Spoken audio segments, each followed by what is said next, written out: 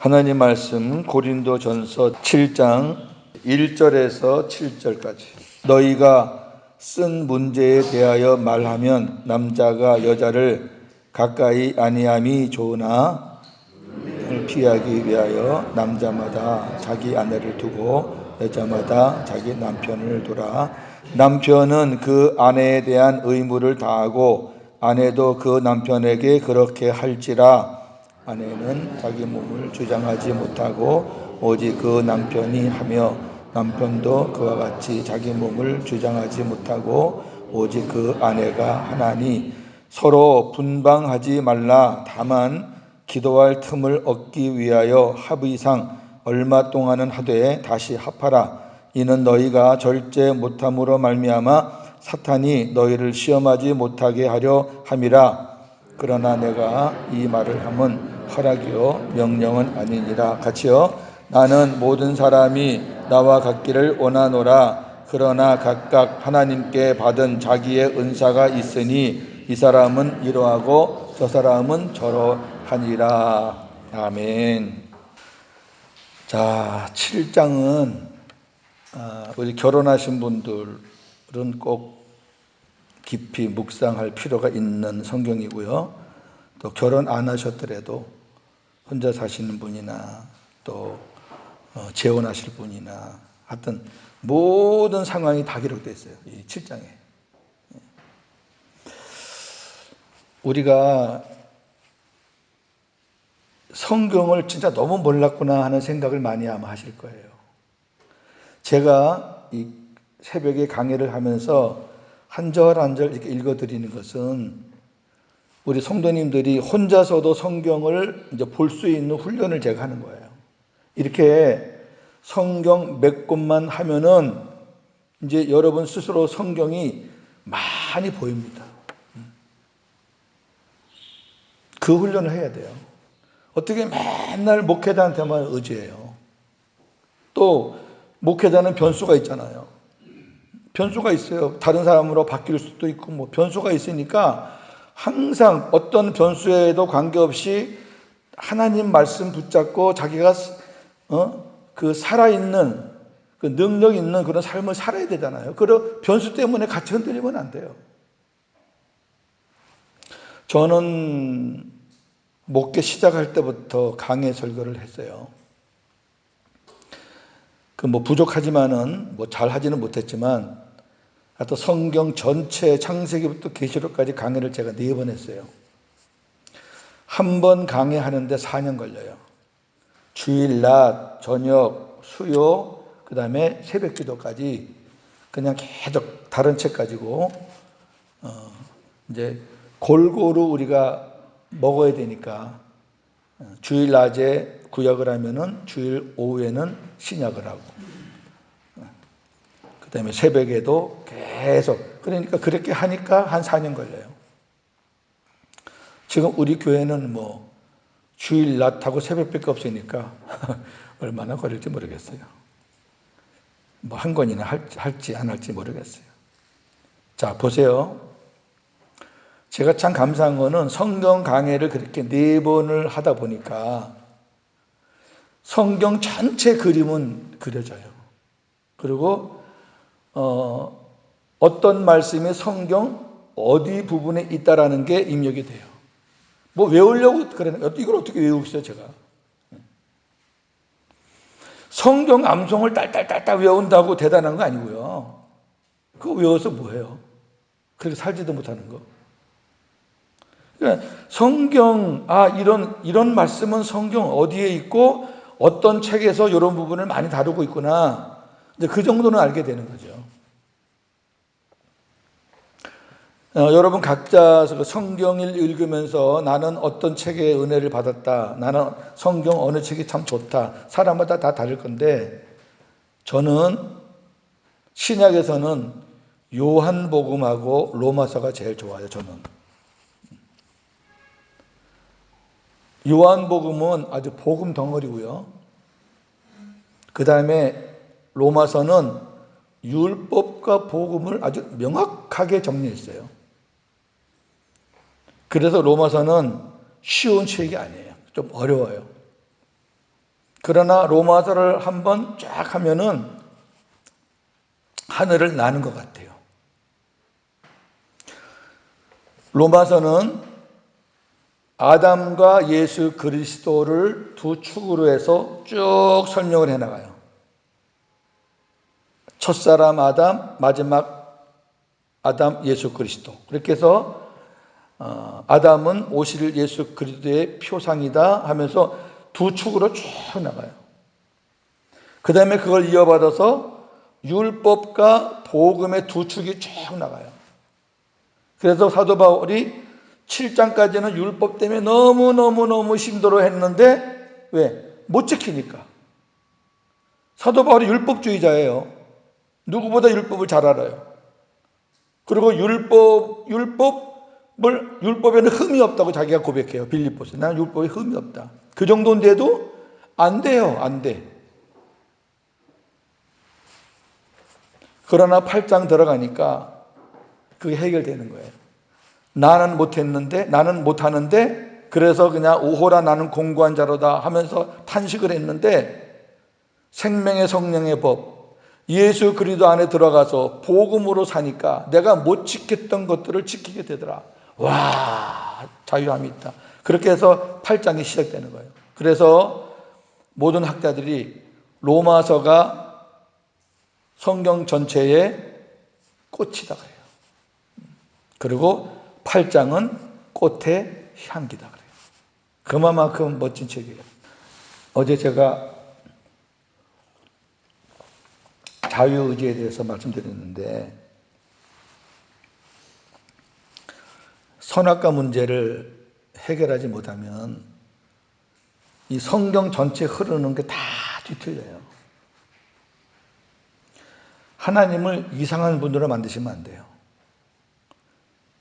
하나님이 만든 생명나무도 귀한 거고 하나님이 만든 선악과도 귀한 거예요. 분명히 귀한 걸로 만들었어요. 그러나 하나님의 뜻과 섭리가 그 안에 있는 거예요. 어저께 지금 제가 말씀드리는 부분은 좀 깊은 내용이라 제가 어저께는 말 안 했어요. 못 받으실 분들이 계실 것 같아서. 새벽에 오시는 분은 항상 특혜예요. 보세요. 임의로 먹지 말라는 얘기는 내가 허락할 때까지는 먹지 마라.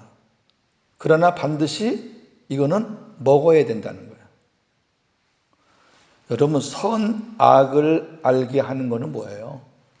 이게 선이다, 이게 악이다 분별하는 게 뭐예요? 성경은 다른 걸 얘기하는 게 아니에요. 성경은 처음부터 하나님께서 말씀하시는 게 옛 언약, 새 언약, 율법, 복음이에요. 로마서에서 그걸 해석하는 거예요. 선악과는 율법이에요. 생명나무는 복음이에요. 예수님이 생명이에요. 내 안에 계신 주님이 생명이에요. 주님을 먹으면 생명되는 거예요. 선악과도 먹어야 돼요. 율법도 먹어야 돼요. 그런데 여러분 순서가 있어요. 율법을 먼저 먹으면 안 돼요. 잘 들으세요. 율법을 먼저 먹으면 죽어요. 복음 없이 율법으로 사면은 그건 사망이에요. 율법은 언제 먹느냐? 생명이 되고 복음이 되고 충분히 내가 어떤 것도 먹을 수 있을 때가 돼야지 그때 율법을 먹는 거예요.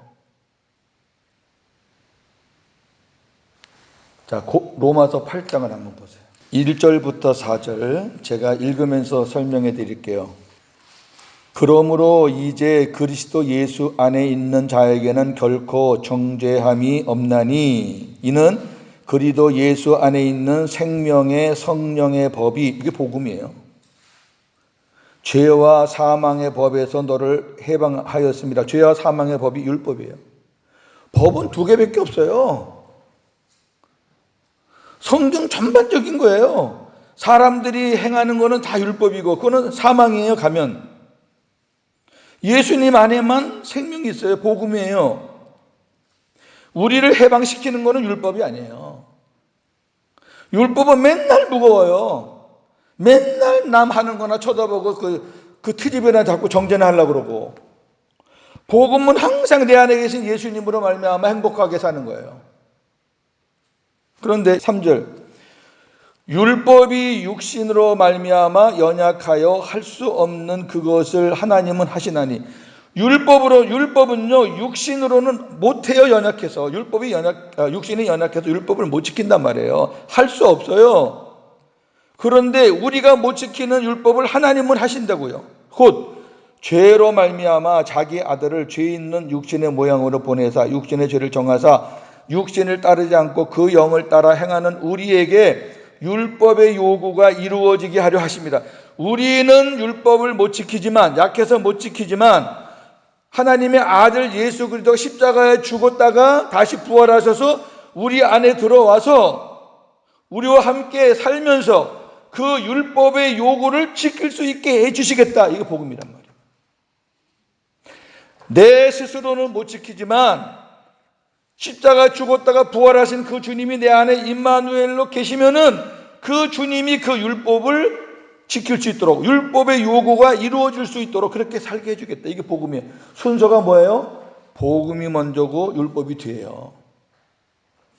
그거를 창세기에서 생명나무와 선악과로 설명하고 있는 거예요.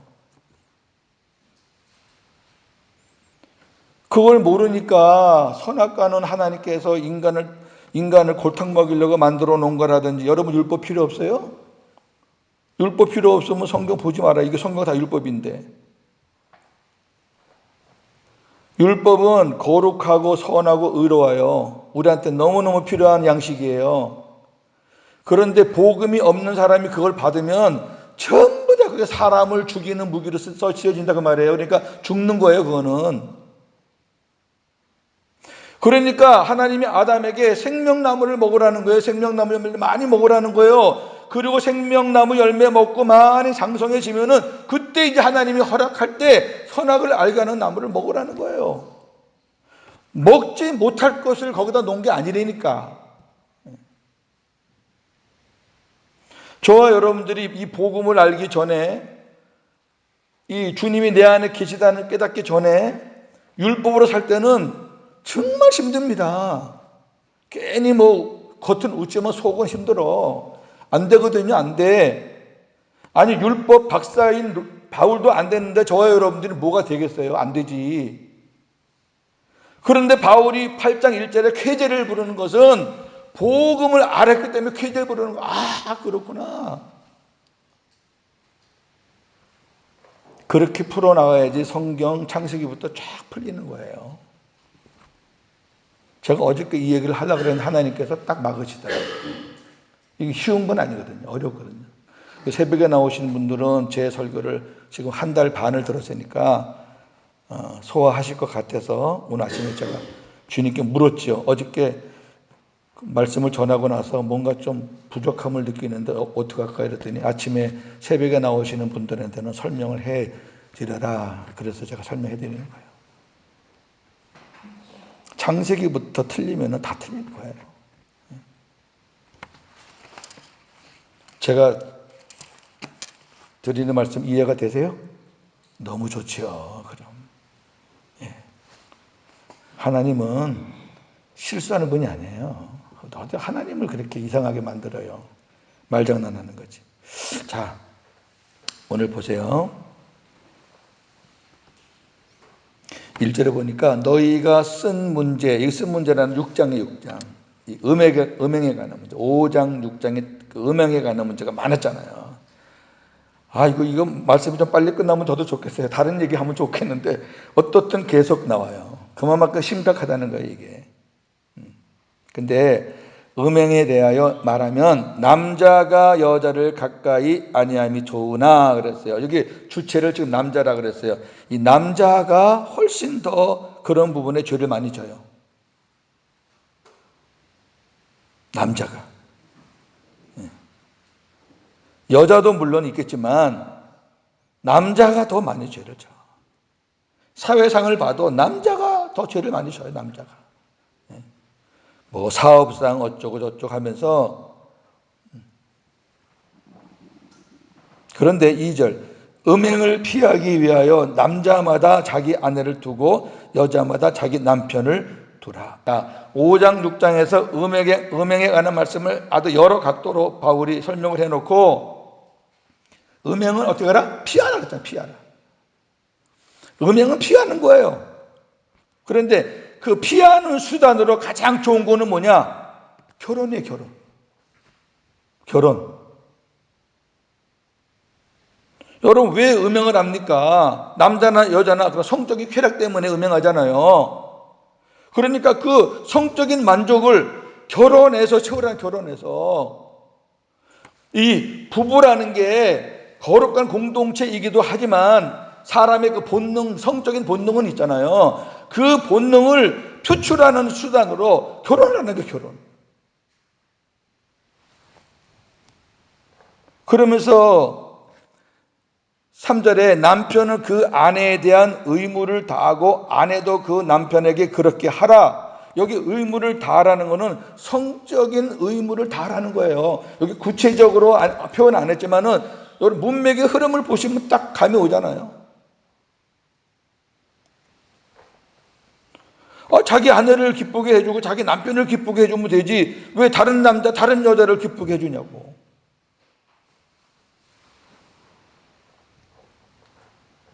4절에 아내는 자기 몸을 주장하지 못하고 오직 그 남편이 하며 남편도 그와 같이 자기 몸을 주장하지 못하고 오직 그 아내가 하나니. 이거는 부부간의 비밀이고 부부간의 행복이에요. 다른 사람이 여기 끼어들면 안 돼요.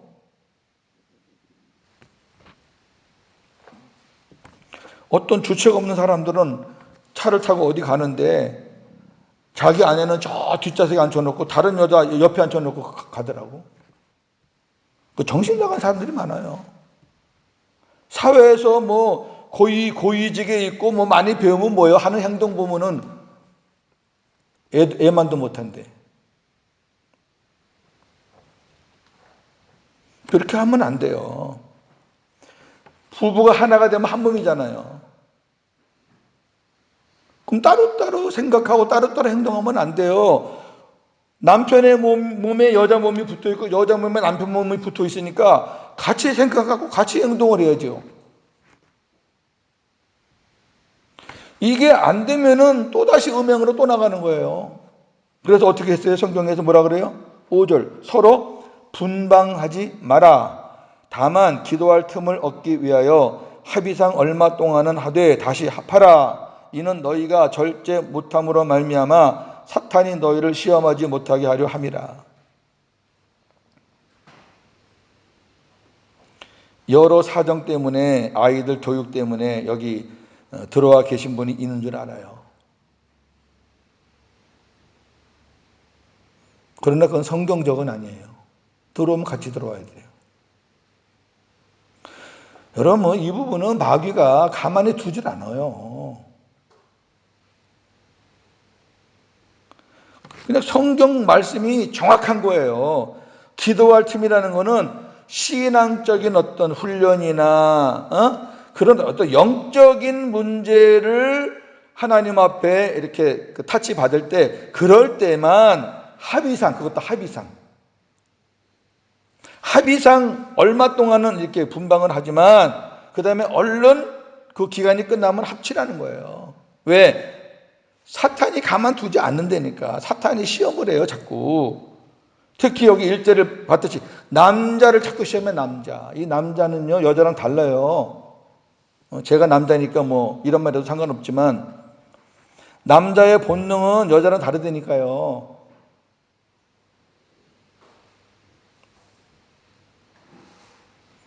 그러니까 남자든 여자든 이러한 말씀과 기도로 경건 훈련을 계속하지 않으면은 진짜 위험해요. 진짜 위험해요. 그러나 6절 내가 이 말을 함은 허락이요 명령은 아니다. 이 허락이란 말은 충고, 권고 그런 뜻이에요. 내가 많은 사람을 보고 또 많은 교회에서 사례를 볼 때에 이렇게 하는 것이 좋겠다라고 말하는 거지 이렇게 하라 하고 명령하는 건 아니다 그 말이에요. 오늘 말씀의 결론은 7절이에요. 나는 모든 사람이 나와 같기를 원한다. 여기 나와 같기를 원한다는 얘기는 바울은 혼자 살았잖아요. 예수님 때문에 혼자 사는 거예요. 바울이 혼자 살지 않았다면 이렇게 진짜 보석과 같은 말씀을 많이 못 남겼을 거예요. 못 남겨요. 가정이 있으면요 걸리는 게 많아요. 물론 유익도 많지만 영적 사역을 하는 자는 걸리는 게 많아요. 저도 그것 때문에 굉장히 지금 기도하고 있는데, 제가 이렇게 아주 그냥 자유롭게 주님 안에서 주님과 함께 데이트하면서 주님과 함께 대화하면서 일을 사는데, 이게 이제 잘못된 재혼이면은 이 행복한 분위기가 깨진다니까요. 그렇다고 깨진다고 또 목사가 또 다시 헤어져요? 그러면은 그거는 안 되지. 그러니까 참 어려운 거예요. 정말 쉬운 거예요. 옛날에 제가 이 복음의 기쁨을 누리지 못할 때에는 그냥 복잡하게 생각 안 했어요. 단순하잖아요. 한 사람 먼저 갔으니까 다른 사람 채우는 거 쉽게 생각했는데, 지금은 안 그래요, 제가. 근데 바울이 모든 사람이 나와 같기를 원한다 해놓고, 그러나 각각 하나님께 받은 자기의 은사가 있으니까 이 사람은 이렇게 저 사람 결혼을 하는 것도 좋고 나와 같이 혼자 있는 것도 좋다, 그 얘기예요. 사람마다 다르다. 내가 혼자 사는 게 좋다고 다 혼자 사는 게 좋은 건 아니니까 결혼할 사람들은 해라, 그런 얘기예요. 자, 요거는 이제 사도 바울의 가르침이고, 예수님의 가르침을 한번 좀 보고 정리를 할게요. 자, 예수님의 가르침 보겠습니다. 마태복음 19장 9절에서 12절. 내가 너희에게 말하노니 누구든지 음행한 이유 외에 아내를 버리고 다른 데 장가 드는 자는 간음함이니라 그랬어요. 그러니까 제가 지난번에 한번 말씀드렸죠. 부부가 갈라설 수 있는 것을 성경에서 허용하는 것이 딱 두 개다. 하나는 배우자가 음행했을 때, 하나는 이제 7장에 나오니까. 그러나 성경에서는 음행했다고 다 이혼하고, 또 배우자가 내 믿음 생활을 반대한다고 다 이혼하고, 그렇게 말하는 거 아니에요. 그런 상황일 때는 우리가 갈랐을 수 있지만, 끝에 가서는 하나님이 그래도 하나님은 화평하기를 원하신다. 항상 그래요. 그러니까 하나님은 하여튼 갈라지는 것을 성경에서 굉장히 금해요. 왜 그러냐면 갈라지면은 좋을 것 같은데 막상 갈라져 보면은 또 안 좋은 점도 많거든요. 아까 말했듯이 그렇게 갈라지거나 이혼하거나 사별하거나 이래서 좋은 사람 만나서 다시 제2의 인생을 그렇게 만들어 나가면 너무 좋죠. 그거야 이제 하나님의 큰 은혜죠. 그런데 그런 사람들이 별로 안 된대요. 통계적으로 보니까. 또 제 주변에 봐도 그렇더라고요. 자, 근데 10절 제자들이 이르되 만일 사람이 아내에게 이같이 할진대 장가들지 않는 것이 좋겠나이다 그랬어요. 아이고 그러면 귀찮고 이것저것 힘드니까 장가 안 들고 혼자 살면 어때요? 그랬어요. 그랬더니 예수님이 11절 예수께서 이르시되 사람마다 이 말을 받지 못하고 오직 타고난 자라야 할지니라. 내가 지금 하는 말을 다 받지는 못하지만 그러나 타고난 자, 하나님께서 그렇게 살 수 있도록 한 자들, 그런 사람은 가능하다. 그러면서 하시는 말씀이 12절 같이 보겠습니다. 어머니의 태로부터 된 고자도 있고 사람이 만든 고자도 있고 천국을 위하여 스스로 된 고자도 있도다. 이 말을 받을 만한 자는 받을지어다 그랬어요. 자, 고자가 뭐예요?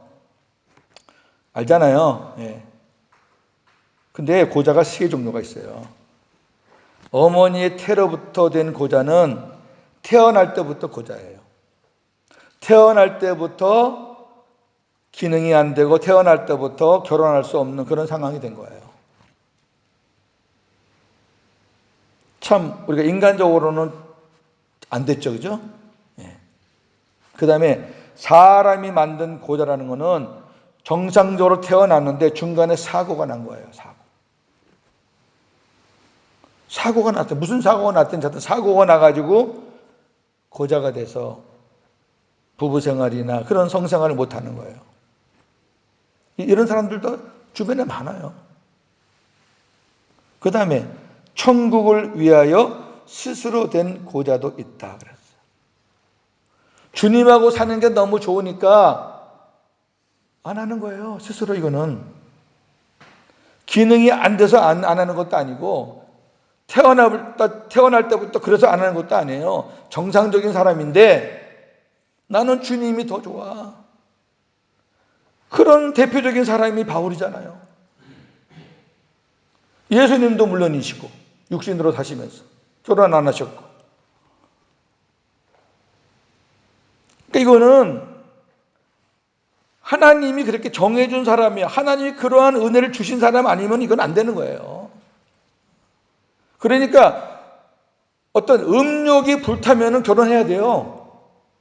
다 사고 저질러요. 음욕이 불타면 이제 고린도전서 7장 9절을 보면 음욕이 불타면 하라는 거예요. 결혼은. 그러나 음욕이 불타지 않고 그 음욕보다 주님이 더 좋아요. 인간적인 육체적인 사랑을 누리는 것보다 주님과 사랑을 나누는 게 더 행복해요. 그럼 그런 사람들은 결혼 안 해도 하등 상관이 없다는 거예요.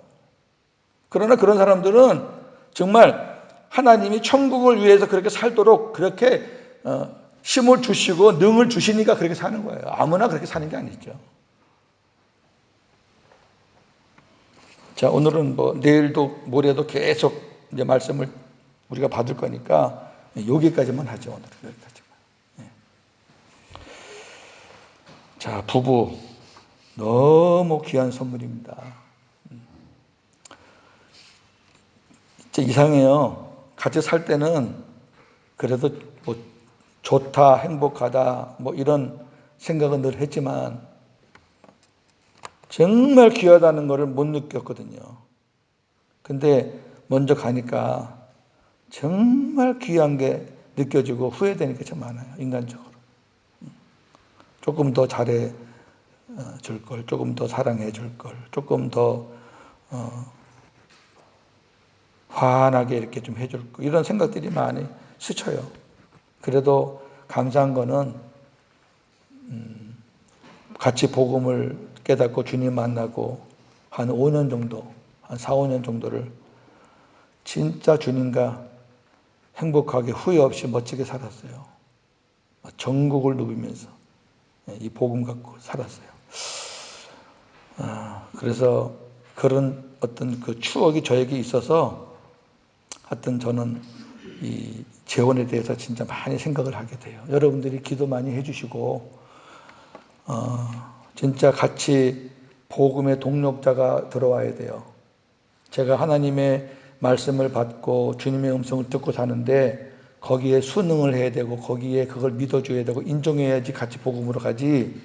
그걸 안 해주면 못 살아요. 진짜 힘든 거거든요, 그거는. 그래서 그 부분, 오늘 주제가 이제 이런 부분이니까 여러분들이 저 위해서도 기도 많이 해주시고, 하나님께도 좋은 사람, 정말 같이 가서 시너지 효과가 날 사람, 그런 분 주시면 좋지요.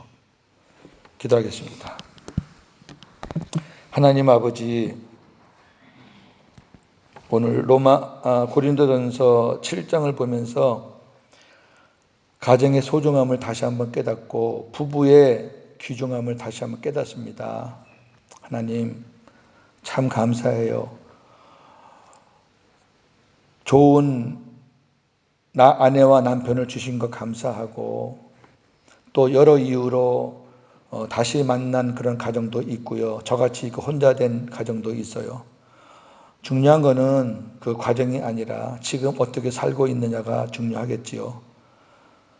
진짜 복음으로 살면은 그보다 아름다운 공동체가 어디 있겠으며, 복음으로 사는 부부가 어떻게 음행을 하겠습니까? 생각이나 하겠습니까? 율법으로 사는 사람들이나 하는 짓이지, 정말 주님 모시고 사는 사람들이 어떻게 다른 생각을 할 수가 있겠습니까? 아버지, 다시 한번 이 아침에 남편은 아내를 위해서 기도하고, 또 아내는 남편을 위해서 기도하고, 혼자 사시는 분들은 앞으로 어떻게 하나님의 인도를 받을지도 기도하고, 그런 시간 되었으면 참 좋겠습니다. 하나님 아버지, 창세기의 생명나무와 선악과 말씀을 오늘 마무리 정리했는데, 많은 사람들이 이 복음을 모르고 그저 율법 갖고 삽니다. 다 죽습니다. 자기도 죽고 남도 죽이고.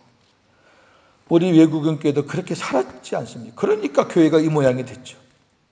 복음이면 이렇게 됐겠습니까? 목회자가 복음을 전했으면 이렇게 됐겠습니까? 다 목회자 책임인 걸 종이 고백합니다. 하나님, 이제 우리가 배웠으니까, 깨달았으니까 복음을 먼저 장착하고 생명이신 예수님과 친밀하게 살고, 그리고 우리가 어떤 말씀을 먹든지 그걸 복음 안에서 행할 수 있으니 얼마나 감사합니까? 아버지, 이러한 아름답고 복된 삶, 가정 될 수 있도록 은혜를 베풀어 주시옵소서. 예수님의 이름으로 기도하옵나이다. 아멘.